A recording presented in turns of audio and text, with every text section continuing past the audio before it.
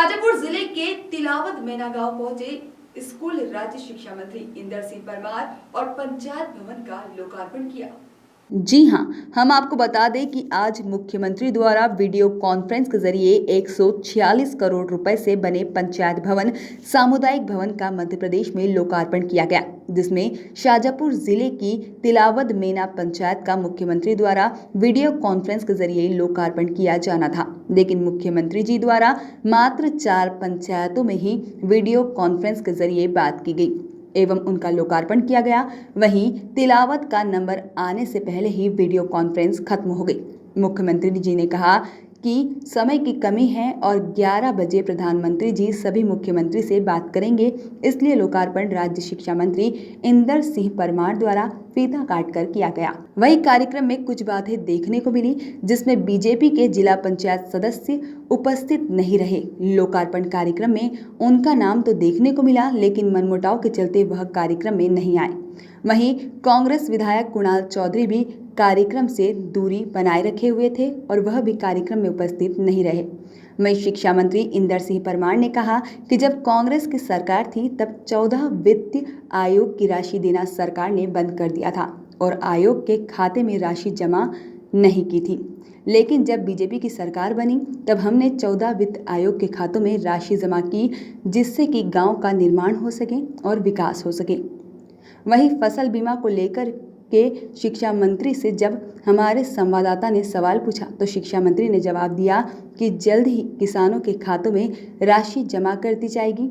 कुछ किसानों के खातों में राशि जमा हुई है, बाकी जो बचे किसान हैं उनके खाते में भी जल्द राशि जमा हो जाएगी। वहीं जब पूछा गया कि इस वर्ष सोयाबीन की फसल पूरी तरह से बर्बाद हो गई तो उस पर शिक्षा मंत्री ने कहा कि सरकार जल्द ही किसानों को मुआवजा राशि उपलब्ध कराएगी। उपचुनाव को लेकर भी शिक्षा मंत्री से सवाल किए गए, जिस पर शिक्षा मंत्री ने कहा कि मध्य प्रदेश में 28 सीटों पर बीजेपी जीत रही है और प्रदेश में अपनी सरकार बनाएगी। वहीं एक तरफ तो शिक्षा मंत्री इंदर सिंह परमार 28 सीट जीतने का दावा कर रहे हैं, वहीं दूसरी तरफ अगर देखा जाए तो जहां उपचुनाव वहां पर भीतर घात की स्थिति निर्मित हो रही है। वहीं अब देखना यह होगा कि क्या इंदर सिंह परमार ने जो कहा है वह सत्य होता है या फिर नहीं। कार्यक्रम में बीजेपी के जिला अध्यक्ष अंबाराम कराड़ा, नवीन शिंदे, पूर्व विधायक बाबूलाल वर्मा, पूर्व जिला अध्यक्ष नरेंद्र सिंह बेस, जिला कलेक्टर दिनेश जैन, जिला panchayat CEO ma'am, SP Pankaj Shrivastava, additional SP Prakash Kasbe, SDOP Dwivedi, जनपद अधिकारी सिद्ध गोपाल वर्मा, सरपंच श्रीमती मीना चौधरी, जनपद सदस्य एवं पंचगण व कर्मचारीगण उपस्थित रहे। हम सबको मालूम है हमारे 80 से 90% 100% सोयाबीन में नुकसान हुआ है। मध्य प्रदेश की सरकार बीमे के साथ साथ आरबीसी 64 के प्रावधान के अनुसार बहुत जल्दी उसका पूरा आकलन की रिपोर्ट जाने के बाद में सारे मध्य प्रदेश के लोगों को लगभग 4000 करोड़ रुपए किसानों के खाते में इसकी राशि डालने वाली। वही वैसे अंतिम सवाल घोटाला सामने आया था काला पीपल को लेकर के, खास करके वहाँ पे किसानों के ऊपर केस दायर किया गया सोसाइटी की तरफ से। इन पे कार्रवाई क्यों नहीं हो रही सोसाइटियों पे? नहीं, जहाँ जहाँ की शिकायत आई है उन सबकी जांच कमेटी बना दी जिला स्तर की। इसमें एडीएम अधिकारी साथ में रहेंगे, क्योंकि पेरेंट्स की तहसीलदार पे करा लेंगे, छोटा अधिकारी बैंक के कर्मचारी कर लेंगे।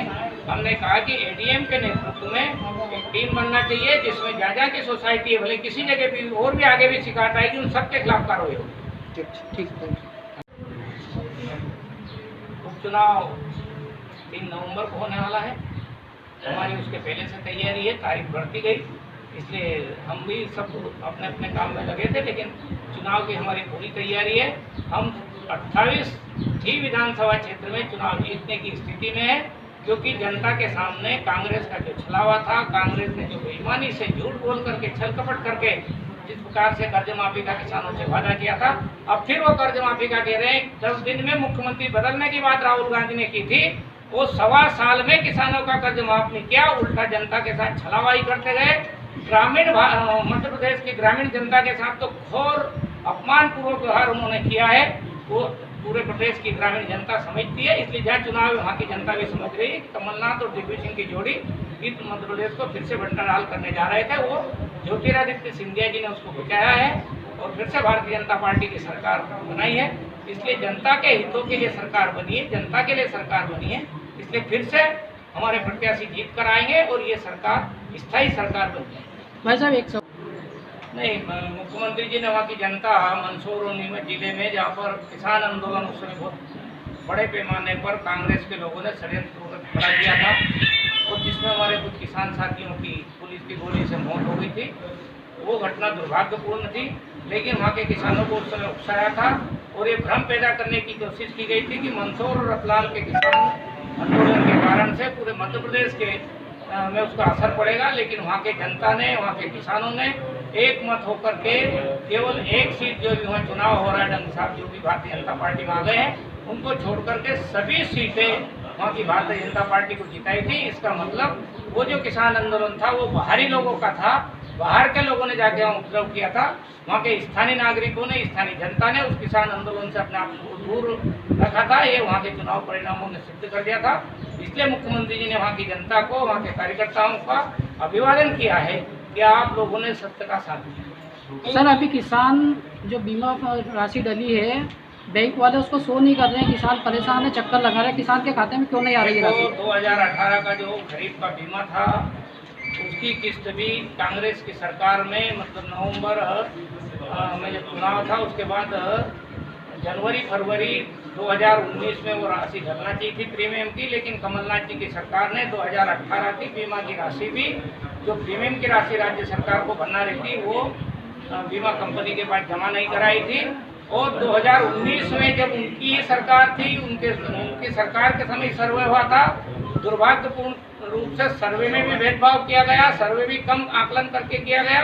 और 2019 में तो उन्होंने जो नुकसान का आकलन होता है, उस आकलन का भी जो आकलन होगा उसका 75% का प्रावधान किया गया, जबकि किसानों से 100% प्रीमियम की राशि काटी गई थी। और जबकि उसका बीमा 75% का अनुबंध बीमा कंपनियों से किया गया। ये भी एक प्रकार का धोखा था, छलावा था। कमलनाथ की सरकार किसानों के साथ छल, जिस प्रकार से कर्ज माफी के नाम पे किया गया था, जिस प्रकार से बेरोजगार लोगों को 4,000 रुपये देने के नाम से किया गया था, जिस प्रकार से वृद्ध लोगों को 1,000 रुपये पेंशन देने के नाम से किया गया था, ऐसा ही बीमा में उन्होंने छल करने की कोशिश की थी। शिवराज सिंह चौहान जी फिर से मुख्यमंत्री बने, 2018 का बीमा की प्रीमियम की राशि भी डाली, 2019 के बीमे की प्रीमियम की राशि भी शिवराज सिंह जी चौहान ने डाली है।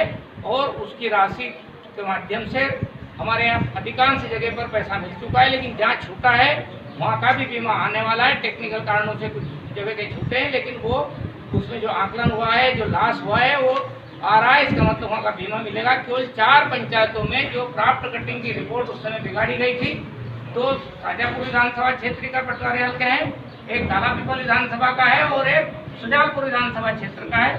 सुजालपुर विधानसभा क्षेत्र का जो घेरखेड़ी करके गाँव है, वहाँ में पटवारी ने जो पंचनामा बनाया था गांव के लोगों के साथ में मिलके, उस पंचनामे की रिपोर्ट को बदल करके और ऑनलाइन वो कर दिया था। उसको भी सुधारने की प्रोसेस कलेक्टर द्वारा की जा रही है। सर, अभी जो सोयाबीन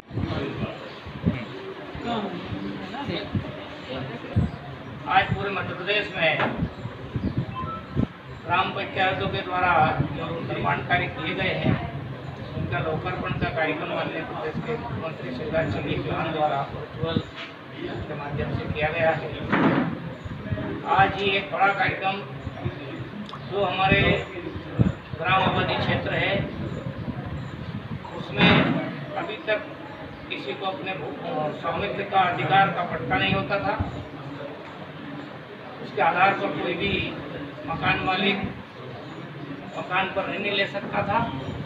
आज पूरे देश भर में भारत के प्रधानमंत्री नरेंद्र मोदी जी सभी लोगों को स्वतः का अधिकार दे रहे हैं। वो पट्टा वितरण करने का अभियान चलाया जा रहा है।